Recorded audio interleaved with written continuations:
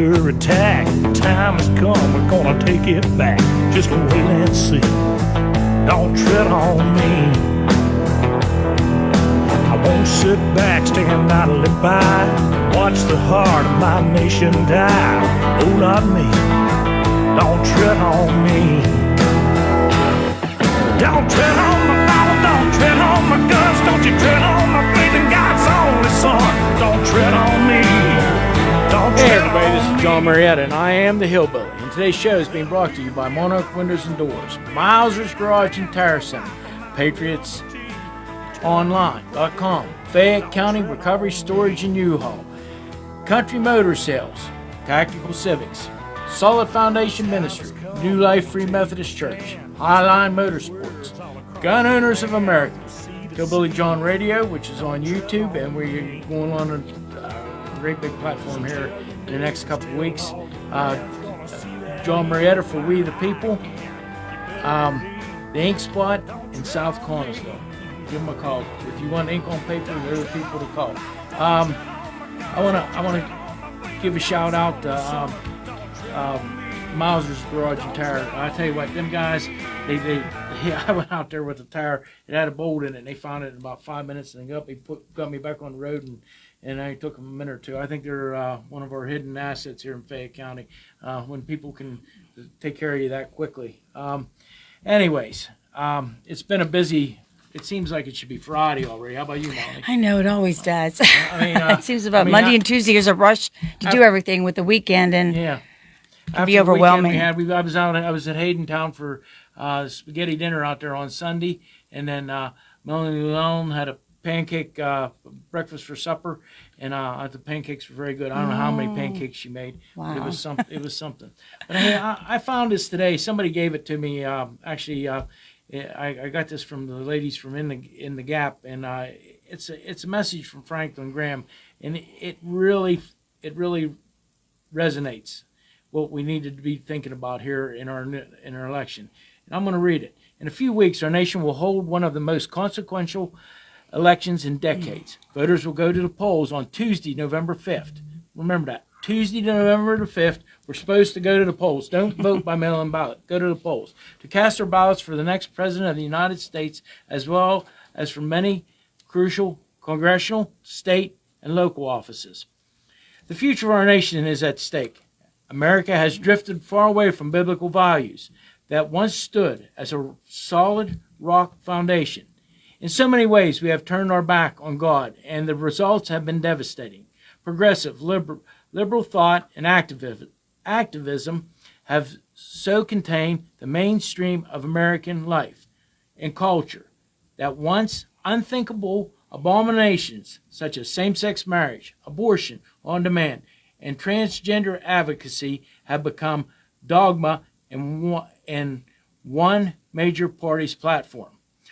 Our dangerous plight reminds us of Isaiah's warning to apostate Israel, or apostate is right, Israel, which had abandoned allegiance to Almighty God and instead adopted the godless culture of surrounding nations. Woe to those who call evil good and good evil, but who put darkness for light, light for darkness, who put bitter for sweet and sweet for bitter. That's Isaiah 5:20. Be warned, if we continue down this rebellious path, our nation will reap the bitter fruit of blatant immorality that shakes its fist in the face of God. Remember, we reap what we sow. More than we sow, later than we sow. Whoever sows to please their flesh, from the flesh will reap destruction. The Bible clearly teaches us that governments are ordained by God to restrain evil and enable righteousness to flourish. That's why Christians should be careful and pray and vote for candidates who best align and stand with our biblical principles. Mm-hmm. Above all, I encourage believers across the nation to pray for God's mercy, providential hand to turn God's merciful, providential hand to turn our nation back to Him. For Almighty God to heal our land. We the people must first cry out to him in repentance. We can't expect God to bless America while godliness runs rampant in our land. My hope for our nation's future, as always, remains in Christ alone. And that's Franklin Graham wrote that, and I kind of got through it pretty good there, and I hope everybody got the message. But it's very important that we take back our biblical values. I mean, our nation was founded on God. I mean, in God we trust is on our currency. We have to think about all these things, and for us to let the things that are happening, and I'm as guilty as anybody else. I mean, I turned my back to the things that were going on, and they were left to happen, and that's where we're at. And I just really believe that the Lord needs us to give the courage to stand alone if we need be, and the grace to know that every breath and every heartbeat is a gift from Him. So, Melanie, I know that you were busy this weekend. I was busy. I was in Harrisburg with the camp. I was in Camp Hill with the State Committee. And that was a trip I don't even want to even talk about, because the Republican Party needs needs a whole revamp. I mean, it's very disappointing. It's sad. So that's where we're at, and I have a disdain for both parties right now. And I don't hate no one. I want everybody to understand that. I hate their actions, but I don't have no hate for anybody. And I think that's where we're at right now. I had to have a meeting with the sheriff for a few minutes today about some stuff we found out. I actually got a text here while I was sitting.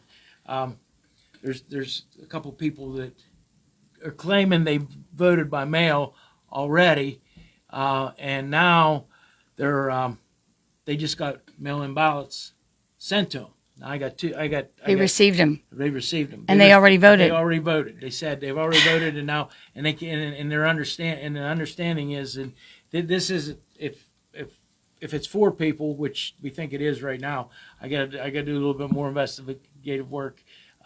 This isn't our election board. This isn't the ladies that work in the election office. No, this is some other thing. Then we're not sure that if it's some kind of a poll that somebody was trying to take, or we're going to try to get to the bottom of it, and we're going to find out, because it's concerning. Well, I just before the show here, I had a voter from Fayette County who moved in January from Westmoreland County, registered as a Republican voter in Fayette County in January, got her card in the mail, and she just now is trying to apply for a mail-in ballot, and she's being rejected.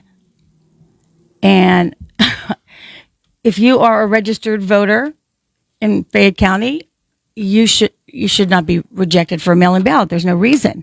So I just now, before I came on, I gave her the website to check. It's the Pennsylvania voter website.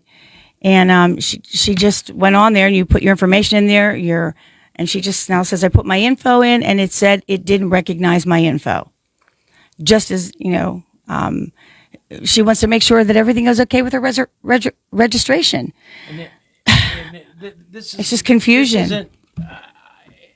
Believe me, the ladies that work in the election office, I have great admiration for, because I believe that the employees are doing everything they possibly can to accommodate everybody. And the election director likes listening to your radio show, too. I guess she likes listening to my radio show.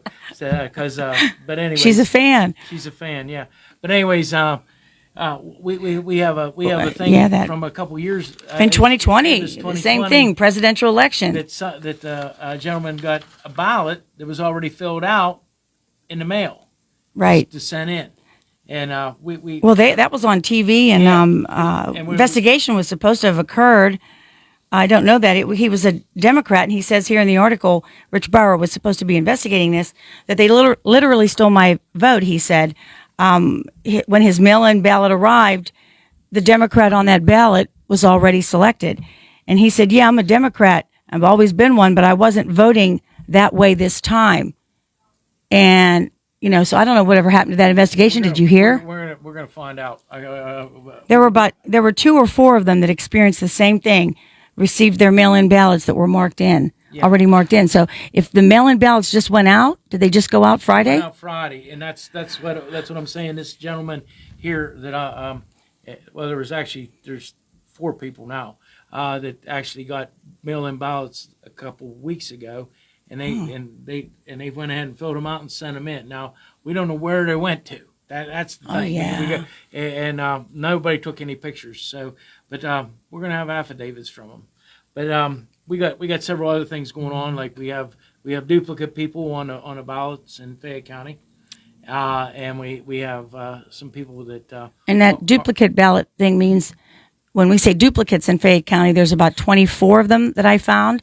They have the same voter ID, same birthday, in 2 different counties. And sometimes it's the same name, sometimes it's a version of the same name. But the number's the same. But the voting registration number and the birthday are the same. And the day that they registered as registered to vote is the same. So those 3 things are the same. And these are individuals, or who knows what it is, voting in 2 separate counties, Philadelphia and Fayette, Greene County and Fayette, Westmoreland and Fayette. We'll get. It's puzzling. We're going to get to the bottom of this in the next few days. But hey, I have Greg. You with us? I am. Can you hear me? We can hear you. We're kind of going through some stuff that we're just finding out here in the last few hours. I mean, this is it's unbelievable. And actually, if you requested a mail-in ballot, I think what you ought to, and you're able to go vote in person, take it to the polling place where you belong, where you're going to vote in person. Get them to spoil it and vote in person, because that way the people know you there. They can check you off the list, and we can make sure there's no hanky-panky going on. Am I correct with that, Greg? Yes, you are. Yes. It's discouraging. I've been sitting here. We've got as we discussed, we've got people out there watching drop boxes and pop-ups in some parts of the state here. They allow satellite voting, pop-up voting centers, and they popped up in a few places. And it's discouraging at this point to see we've already got video, 4K video of people stuffing ballot boxes, and mailboxes. Election officials Already stuffed in the drop boxes. We have drop boxes out here already. They already stuffed in the drop boxes, and at the satellite center, we got video of people filling out multiple ballots at a time. Already, wow. We've already got substantial evidence of fraud, and the election fraud, we've already got so much that if it continued for the next 30 days, it would extrapolate into something incredibly substantial, to the point of we got on video. We got an election official, actually the director of elections, going into a satellite counting center at 11 at night, opening it up and opening up the satellite center and walking out at 11:05 with a black box.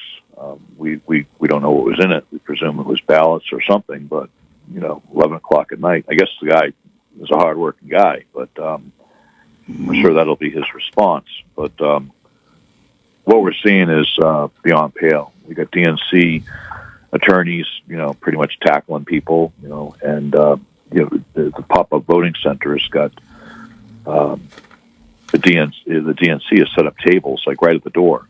People going into there have to get through that gauntlet, and it's technically, I believe it's a polling location, and you have to be 50 feet away from the door. There's all sorts of rules, and they just don't care, and it's just after all this, John, we filed a Supreme Court case. We've been fighting for election integrity. We're telling people we're not. I'm not, like you said. I think I heard you earlier say you're disgusted with both parties, which I am too. Yeah. I'm totally disgusted with the DNC and the GOP. And yet we sit there and we see this. The GOP isn't doing anything. you'd think that someone would be down there to tackle these people, and the DNC is just, they don't care. The point of our Supreme Court case, which is filed now, by the way, it's in the Supreme Court. We're working on getting it docketed. Sending a motion now. They threw out a bunch yesterday.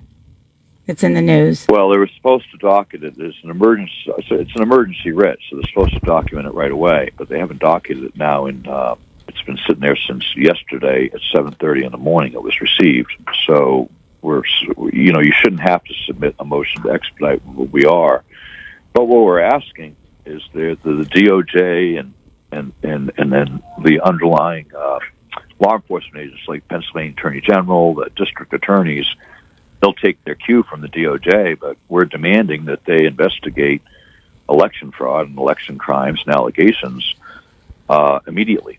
That's federal law. Federal law requires them to immediately investigate, and they must adjudicate that. They don't have to bring it to prosecution, but they must adjudicate and provide a report before they can certify the election.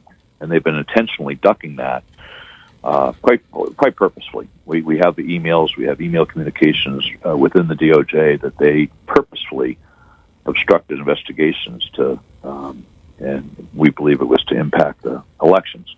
That's the point of the current SCOTUS case that's in there. But just to see it already start, I mean, I'm dumbfounded. John, I've got this report from you earlier. People already. I mean, you start extrapolating this out, and Adam Schiff said they're going to send a mail-in ballot. This is completely against the law. We're going to send mail-in ballots to everybody. It's like either he's an idiot and doesn't know the law, or he doesn't care. Well, I got a note that speaking of the Democrats, they're paying voting ambassadors to make sure everyone knows how important it is to vote for Kamala Harris this fall. It's a remote thing. You get paid $200. It's from their what's it called, the Turn Out the Vote. And I think Shapiro supports this. Is that legal? Is that paying people absolutely. It's absolutely illegal. It violates at least 3 different statutes I can think of. See, this is a tough. Joy, after we get off the call, send that to me. We're going to have to file, court cases. So for people who are listening, you mean this text that I just told you about that someone sent to me?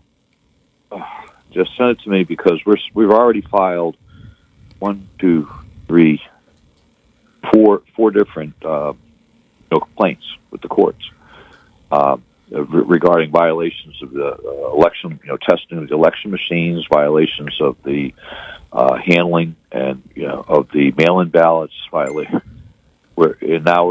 we have this. I didn't even know about that, and we're going to have to file a case for that because they can't be paying people. That violates multiple statutes. You can earn up to $200 if you apply today. So that's going to be, we're going to have to challenge that. And what we're doing here for people who are listening, and Melanie and John, I know you already know this, but what happened is people have been cheating with impunity because they know right now the history of this since actually 2016, but especially in 2020, and we had people on video, destroying evidence, laughing, saying they stole the vote. We submitted to the courts. You've seen the videos around the country of people. And by the way, that case where that woman in Georgia was running the mail-in ballots through multiple times, that was not debunked. She's in trouble, or she's going to eventually be in trouble. But these are all evidence of massive election fraud. This isn't somebody voting for, a spouse or, voting for their, maybe an infirm parent. So I'm just going to throw the vote in. I mean, that's illegal, but this is massive. This is projected out. And, the Rasmussen poll earlier, not that long ago, I think it was only in the last couple of months, 21% Democrats admitted to voting twice in the last election. 21%. And I sit there and I scratch my head. And for people to say, these are the safest and most secure elections ever, and, John and Melanie and Greg and Gino, you're all, crazy election deniers. No, we're not. Now they're calling us election interferers, which is not true. But I mean, this is a fight for America. Well, this is a fight for everybody. I think John told you about in the Fayette County list of 30 deceased voters in Fayette County in the past 2 years. I found a voter that passed away and has in 2022 in March and has voted by mail in every single election since, including the May primary of this year. In every election since, that's a mail-in ballot. And you know, I don't think it's the family doing it. Something again that needs investigated. You know, that was only 30, and I found one where there's smoke, there's fire, and I'm sure with the dirty rules throughout Pennsylvania, there's a heck of a lot more out there than that one. I just, you know, it's randomly. I'm with the Election Research Institute in Pennsylvania there, and been working with them, and they've been giving me data back and forth. And I, looked at the GOP side and the SURE data from the state, and looking at the voter history, I couldn't believe it. I says, "No, here we go again." Yeah. And a duplicate. So that was the other thing. And that too is she found also, which we know hopefully that. But we're cleaning the rolls. Our efforts. We have so far 168 people removed from the Fayette County voter rolls that have moved out of the county or state. So that's been since August. So we're doing something. Thanks to the citizens. Well, the key is the thing is we shouldn't be not. No, I know we shouldn't be doing to protect our vote, but I think this is the message. Excuse me, the message I think is going out there that we're putting everybody on notice that there are those of us that are out there fighting this, and we're a little bit under the radar, but there's some things happening. So we're That's just going you to will be processed. To your point, the whole point of the SCOTUS case. And we're filing more. The federal case and the SCOTUS case, we're not asking, we're demanding that they comply with the federal law. The DOJ and the Pennsylvania Attorney General and the Inspector General's office and the DA's office, if they get reports of election fraud, okay, they're going to be held accountable this time. We're going to file breaches of fiduciary duty, torts. We're going to file cases in terms of constitutional rights being violated, and these are filed directly against. They're liable for them. This is in their personal and official capacity. So any law enforcement officer that sits out there and sits on their hands, you're culpable, and we're going to hold you accountable. Anybody committing election fraud, you may have thought you were going to get away with it before, but this time there will be accountability, and people will go to prison who commit election fraud. And I can guarantee it this time. We've been working for 4 years on this, and I've done it. This isn't a boast.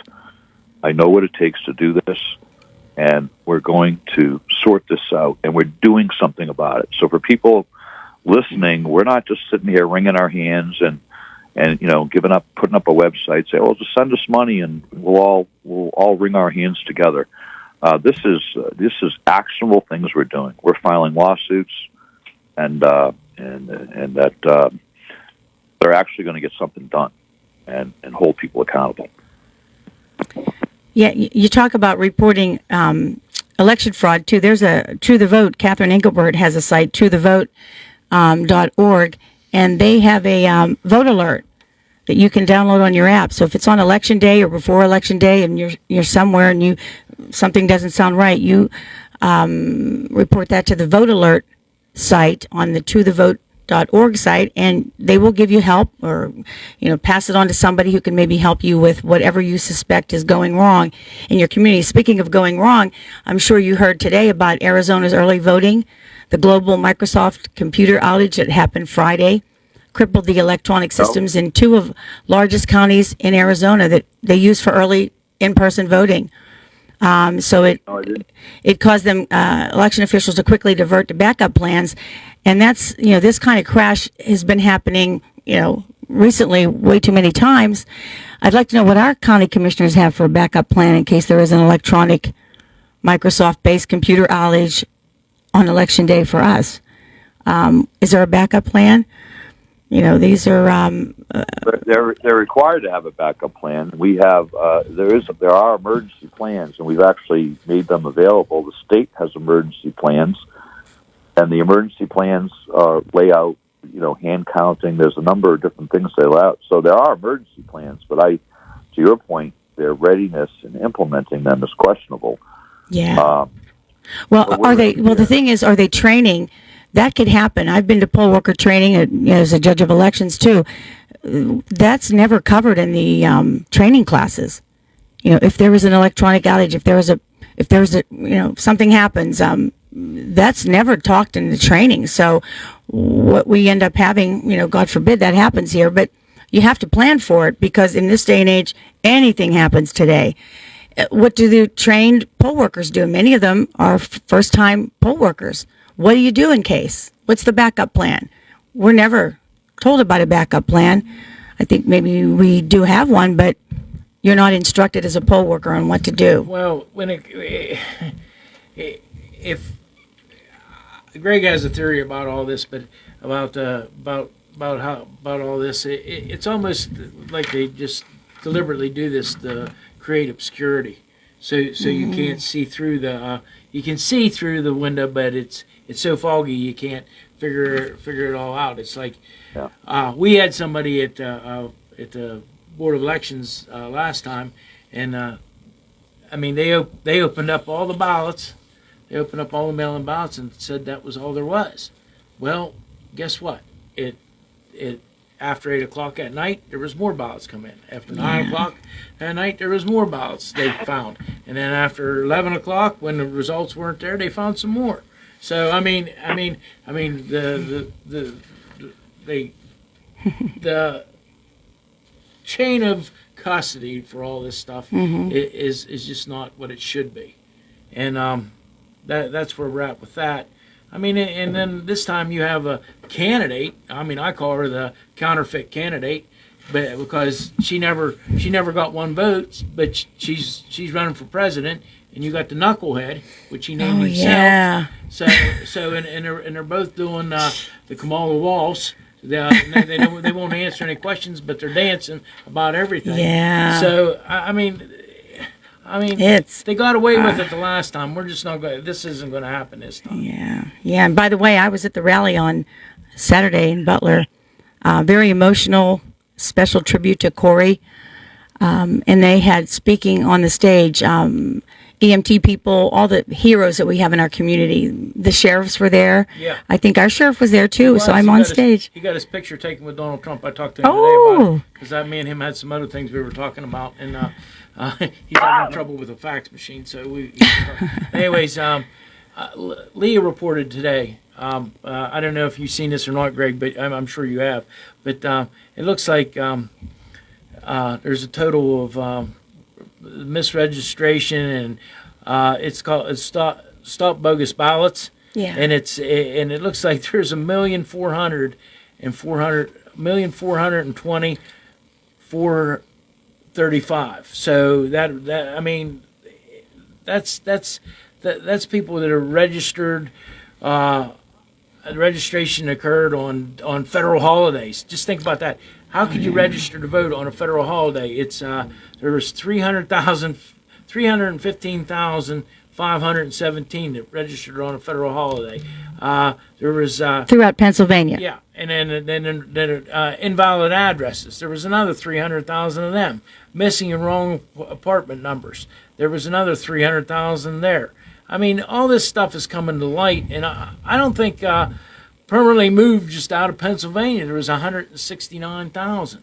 I mean, if you don't, I mean, this is being reported by StopBogusBallots.com. So if you want to go to it and look at it, I know Greg probably seen this already, but I mean, these are phenomenal numbers, people, and I don't know if people actually believe.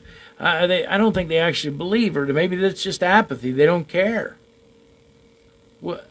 So, but anyways, Greg, I do want to get back to the SCOTUS case a little bit. I know you got it filed electronically a couple of days ago, and now you filed it. You got.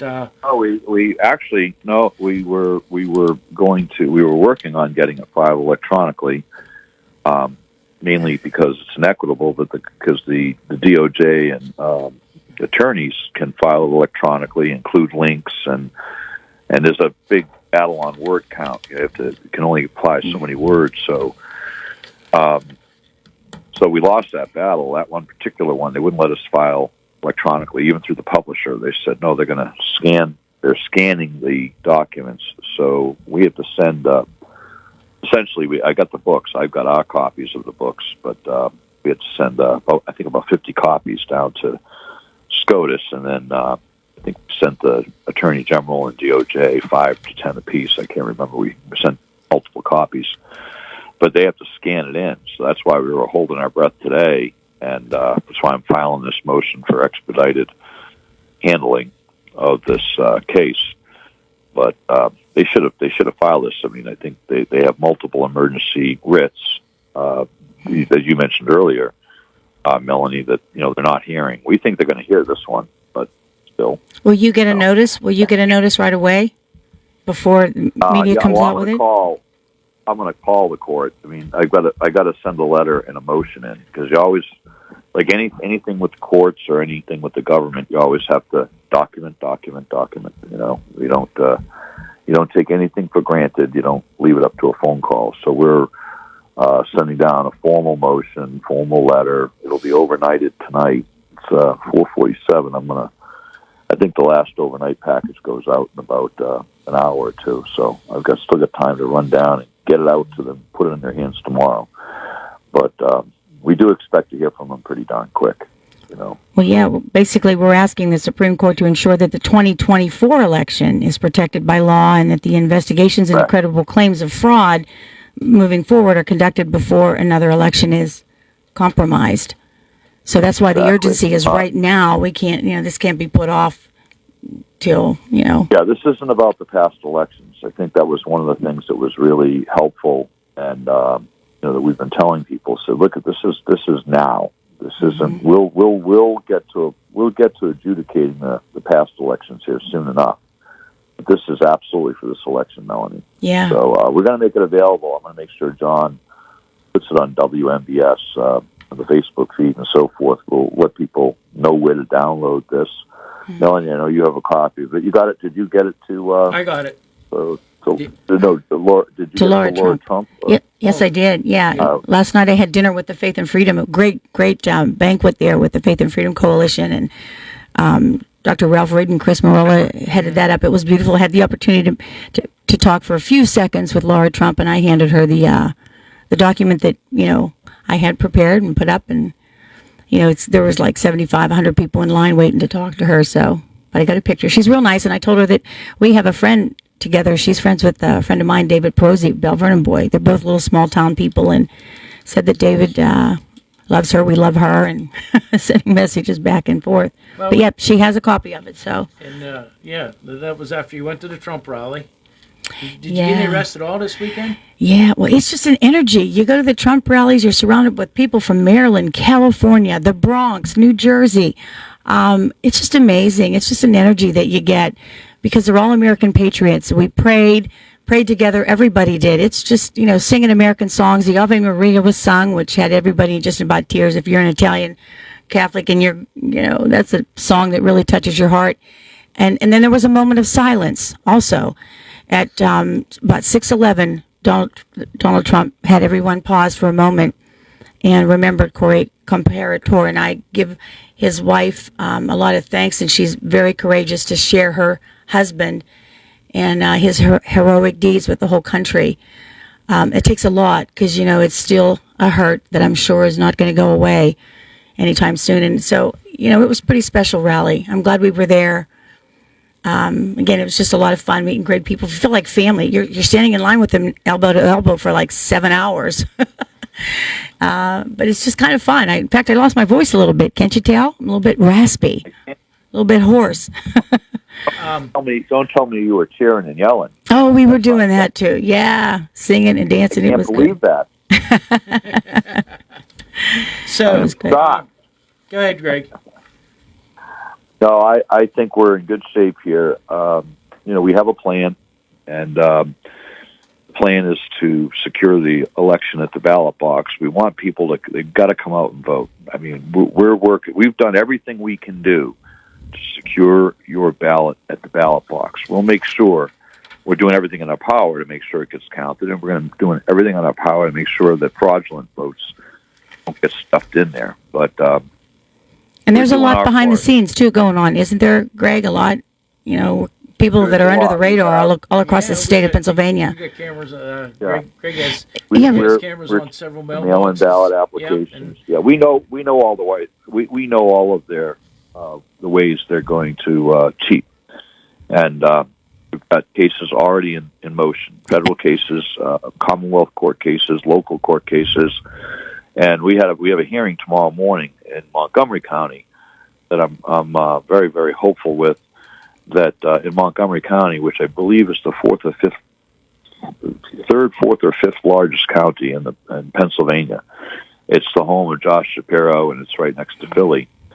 They did not certify their machines. They did not test their machines with the secure build. They didn't test the software. They didn't conduct logic and accuracy testing correctly before they sent out their mail-in ballots. And they had the gall. We were in court, and they admitted it. I mean, we didn't even have to fight. We didn't even have to call witnesses or anything. I mean, Rob Mancini was the one, representing us pro se, representing the plaintiffs, petitioners. And he said, they responded and they said, "Oh, those tests aren't required." And the judge was sitting there looking at the documents that Rob Mancini provided, and he said to the opposing attorney for Montgomery County, he says, "I'm sitting here looking at federal and state law that says you are required to test all machines, and yet you're telling me that you're not required to do it. How can this be so?"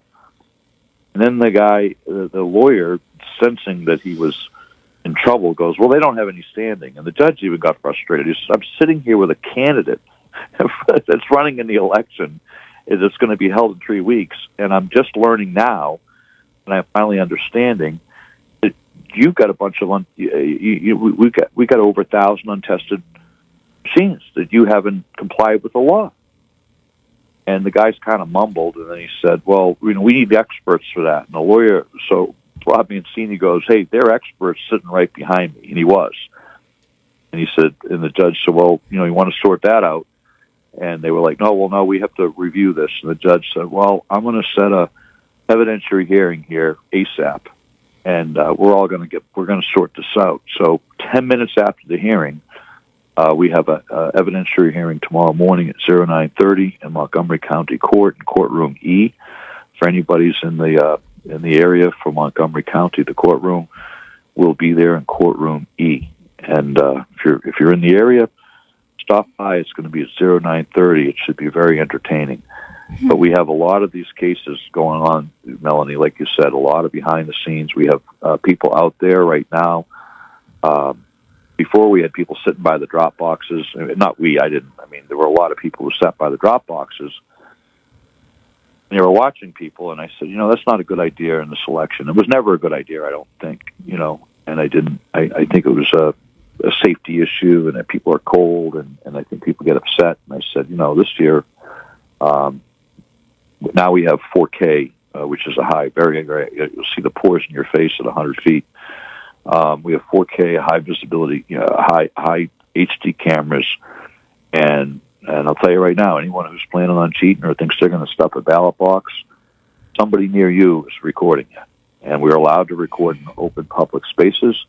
We've got treatises of law, and no one's going to bother you. You'll never even know they're there until the police come and put the cuffs on you. That's what our plan is now. If we got you doing election fraud, these are going to be submitted to law enforcement. And this time we hope the DOJ and the Pennsylvania Attorney General and local law enforcement will do their jobs. If they do, anyone who cheats, you're going to be in cuffs. So you have the cameras there right now, and say someone is caught on your cameras putting 50 mail-in ballots in your ballot box out there. We don't have them in Fayette County. Thank goodness that's not a headache we have. But then will you identify the man and arrest man? Right here. We've told everyone we don't need to confront anybody. We have the video. We have license plates. Will you take it before the election, though? I mean, you're not going to cost him the ballot box, but this will be brought out before the election, and there's several things. Immediately, that it'll be brought up that day. Oh, that day. We'll sequester the drop box. Oh, okay. We we got to sequester the drop box, and we got to look at what they're going to have to put a lock on it, and they're going to have to do an investigation. Oh, that's good to know. I think that can give the voters a little bit more confidence that those are things that are being done. Because I tell you, I talk to people every day that are worried about the election. At the rally, everyone is concerned about it. Many want to get involved. We've had those workshops here in Washington, Westmoreland, and Fayette. Westmoreland County is doing one on October 19th on a Saturday at the IHOP in Greensburg. But people want reassured that our election is going to be safe and secure. And it's you got way more troops on the ground now than you did in 2020. That's another thing that's built some confidence with the voters. And that's one of the things that they're not counting on. Yeah, we're kicking butt. I mean, we're kicking butt. We're going to document everything beforehand this time, and we're going to be going to the legislature, which certified the vote without even buy your leave, and that's not going to happen this time. Probably the same legislator to put Act 77 in front of us here in Pennsylvania. Yeah, unfortunate. Fayette County? Yeah. They were the leaders here. They were one of them was what the bill. Albano. I'll say it. You don't have to. Yep. They find the weakest leaders, and that's who they found here in Fayette County. But anyways, hey, Greg, it's been great. I'll be talking to you later tonight. I know we got a court case the week of the election, actually in Harrisburg, and we got some other things that's going to happen in the next 5 to 7 days here in Fayette County that we're moving forward with too. So, okay, I appreciate you calling in. Thanks, everybody. I'll talk to you later. Hey, talk to you, John. Yep. Bye, Melanie. Good night, Greg. There's going to be patriotsforaction.com. It's going to be October the 19th. It's going to be at Route 30 Greensboro, Election Integrity Workshop at the IHOP. We don't have a time yet. 9:30. 9:30. In the morning. Ashley Duff. Ashley Duff will be there, and Ashley's a really good person to listen to about all this. She ran for county commissioner, so she knows her stuff about election integrity for sure. We only have a minute left, believe it or not. And like I said, it's been actually from Friday on, it was busy. But the weather's beautiful. I tell you what, hopefully it stays this way. And for the high school football games this coming Friday, and I'll be back on Friday. And next week we got, I guess we're going to do Tuesday and Wednesday and Friday. We have some things going on next week. So, anyways, on this road called life, you have to take the good with the bad. Smile when you're sad, love what you got, and remember what you had. Always forgive, but never forget. People change. Things go wrong. Just remember, the ride goes on. Hey, I want to say one last thing. I got about 10 seconds, or maybe 30 seconds. I want to thank all the people down in the Carolinas with the mules. They send me pictures every day. They're tracking the food and supplies into these people because they know all the ways to get into the mountains without the roads. And I'll tell you what, I just can't. It's phenomenal that they're doing this. So God bless all of them people too, and God bless all the people in Florida. Take care. And this is your local station, 590 and 101.1 W266DB, WMBS, Uniontown, Pennsylvania. This is CBS News on the Hour, sponsored by O'Reilly Auto.